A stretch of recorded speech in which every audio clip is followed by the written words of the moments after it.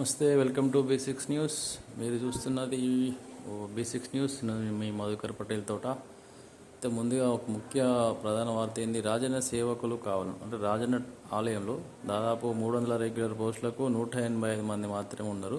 135 పోస్టులు భర్తీ కావాల్సి ఉందని చెప్పేసి అక్కడ మనకు గణాంకాలు చెప్తా ఉన్నాయి. దక్షిణ కాశీగా పేరొందినటువంటి యములాడ రాజన్న సేవకే ఉద్యోగుల కొరత.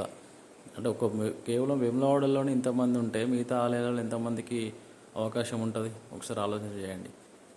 ఏమనంటే ప్రభుత్వం దగ్గర నిధులు లేవని చెప్పి నోటిఫికేషన్స్ ఇవ్వడం డిలే చేస్తున్నారు తప్ప, ఒక్కసారి నోటిఫికేషన్ రిలీజ్ చేస్తే చాలామంది నిరుద్యోగులకు మస్తు హెల్ప్ఫుల్ చేసినట్టు ఉంటుంది కదా.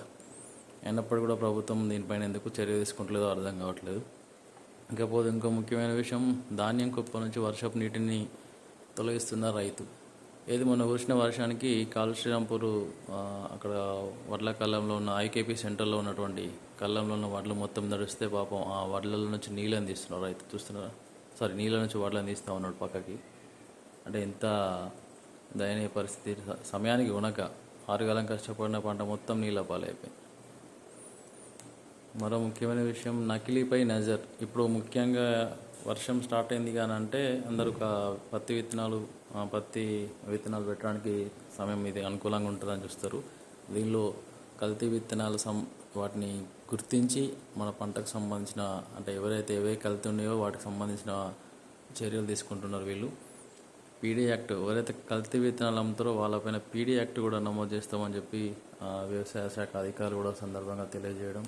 జూలపల్లి విత్తన దుకాణంలో రికార్డులు తనిఖీ చేస్తున్న ఏవో ప్రత్యూష గారు. 10th సప్లిమెంటరీ ప్రశాంతం. ఇంకొక ముఖ్యమైన విషయం, మైనర్లకు వాహనాలు ఇవ్వద్దు. రోడ్డు భద్రతా నియమాలు పాటించాలని, ముఖ్యంగా మైనర్లకు వాహనాలు ఇవ్వద్దని ట్రాఫిక్ సిఐ శ్రీనివాస్ అనడం. ఎందుకు అంటే ఇప్పుడు బండి తీసుకుంటారు, ఒకరిద్దరు ముగ్గురు పోతారు, స్టంట్లు వేయడం, ఏమన్నా అనుకోకుండా యాక్సిడెంట్ అయితే తర్వాత బాధపడడం అందరం. సో దానికి తగ్గట్టుగా ముందే మనం వాళ్ళకు వెహికల్ ఇవ్వకపోవడం బెటర్. ఒకవేళ వెహికల్ ఇచ్చినా తప్పని పరిస్థితులలో వెనకాల అసలు ఎటు పోతున్నాడు ఏంది అనేది ఒక కంట కనిపెట్టాలి. మ్యాక్సిమం అయితే 100% వెహికల్ ఇవ్వకుండా ఉండడానికి ట్రై చేయాలి. మైనర్ ఏం జరిగినా కూడా మళ్ళీ వాళ్ళ తల్లిదండ్రులే బాధ్యత వహిస్తారు. ఆయన ఎవరికైనా గుద్దినా, ఆయనకేమైనా అయినా కూడా తల్లిదండ్రులే బాధ్యత ఉంటుంది. విద్యార్థులకు ఆత్మవిశ్వాసం ముఖ్యం.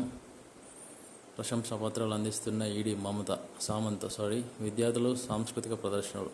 ఎన్టీపీసీ ఈడీ చందన్ కుమార్ సామంత ముగిసిన బాలికా సాధికారిత మిషన్ 2026 కార్యక్రమం. జ్యోతినగర్ 3 రోజుల్లో ధాన్యం తరలింపు పూర్తి చేస్తామని ప్రభుత్వ విజయరామరావు చెప్పడం. ఇంకా 3 రోజులు అనుకుని ఇప్పటికే వారాలు గడుస్తుంది. ఇంకెన్నడూ ధాన్యం తరలిస్తారు? ఉన్న వాళ్ళ కళాలలో వాళ్ళు మొత్తం నడుస్తున్నాయి, రైతులు ఏడుస్తున్నారో పక్క. అయినప్పటికీ కూడా ప్రభుత్వం నిమ్మకు నీరెత్తినట్టుగా నిమ్మలంగా పనిచేసుకుంటుందని అంటే డీజిల్ దొక్కులని కేంద్ర ప్రభుత్వం మీద నిప్పు. రేపు బీఆర్ఎస్ సమావేశం, పెద్దపల్లి జిల్లా ముఖ్య కార్యకర్తల సమావేశం ఈ నెల 7న నిర్వహించబోతున్నట్లు పార్టీ ఇన్ఛార్జ్ మాజీ ఎమ్మెల్యే దాసరి మనోహర్ రెడ్డి తెలపడం జరిగింది. మధ్యాహ్నం 2 గంటలకు రంగంపల్లి మెయిన్ రోడ్డులోని తిరుమల గార్డెన్లో నిర్వహించనున్నట్టు ఆయన సందర్భంగా తెలిపాడు. మాజీ మంత్రి హరీష్ రావు ముఖ్య అతిథిగా హాజరవుతున్నట్లు ఈ సభకు అందరూ హాజరై విజయవంతం చేయాలని దాసరి మనోహర్ రెడ్డి ముఖ్య నాయకులు అందరూ కూడా పిలుపునివ్వడం జరిగింది.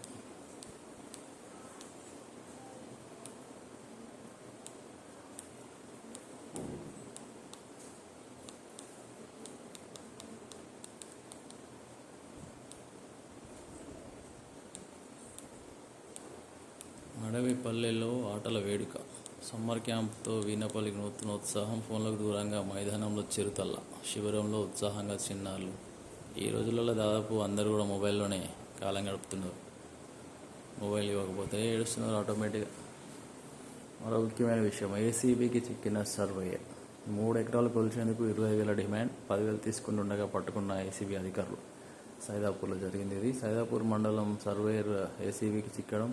3 ఎకరాల భూమిని కొలిచేందుకు 20,000 డిమాండ్ చేయడంతో 10,000 ఇచ్చినటువంటి రైతు మిగతా అమౌంట్ ఇచ్చే సందర్భంలో ఏసీబీ అధికారులను సంప్రదించడం. వాళ్ళ ఆదేశాల ప్రకారం హన్మకొండ జిల్లా భీమదేవరపల్లి మండలం మాణిక్యాపూర్ గ్రామానికి చెందిన రైతు కరీంనగర్ జిల్లా సైదాపూర్ మండలంలోని అమ్మనగుర్తి రెవెన్యూ శివార్లోని వ్యవసాయ శాఖ భూమి ఉంది. ఆ భూమిని కొలవాలని సర్వేని అడిగితే ఆయన 20,000 డిమాండ్ చేయడం. ఫస్ట్ 5,000 ఫోన్పే చేసిండు. ఆ తర్వాత మళ్ళీ ఒక రోజు 10,000 ఇచ్చిండు. మళ్ళీ 10 రోజులు ఇస్తేనే సర్వే చేస్తామని చెప్పడంతో ఆయన ఏం చేయాలో ఆలోచించిన దిక్కుదోచిన పరిస్థితుల్లో ఏసీబీని కాంటాక్ట్ అవ్వడం, వాళ్ళు అతని రెడ్ హ్యాండెడ్గా పట్టుకోవడం కూడా జరిగింది.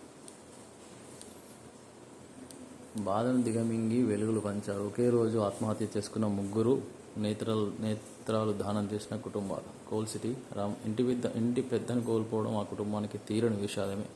అలాంటి సమయంలో సాధారణంగా ఎవరు ఆలోచించలేని నిర్ణయాన్ని ఆ 3 కుటుంబాలు కూడా తీసుకున్నాయి. ఇక పక్కన చూడొచ్చు, రాయమల్లు రవీందర్ సారేగౌడ్ కౌలు రైతు ఆత్మహత్య.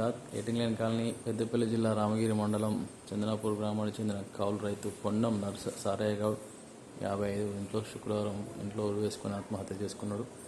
గోదావరిఖని 2 టౌన్ పోలీసుల కథనం ప్రకారం అయితే భూమితో పాటు రైతుల నుంచి 3 ఎకరాల కౌలు తీసుకున్నాడు. పెట్టుబడి కోసం దాదాపు 8 లక్షల వరకు అప్పులు చేసిండట. సో అప్పులు తీర్చలేని పరిస్థితుల్లోనే అతను ఆత్మహత్య చేసుకున్నట్టు కనిపిస్తాం. ఇది ఏమైనప్పటికీ ఇటువంటి పరిస్థితుల్లో రావద్దు, రైతే రాజు అనుకుంటున్నప్పుడు కూడా ఎక్కడో ఒకటి ఇటువంటి ఇన్సిడెంట్ చూస్తూనే ఉన్నాం. రైతు బాగుంటేనే రాజ్యం బాగుంటుందని అంటారు, కానీ రైతు బాగున్నట్టు ఎక్కడ కనిపిస్తలే.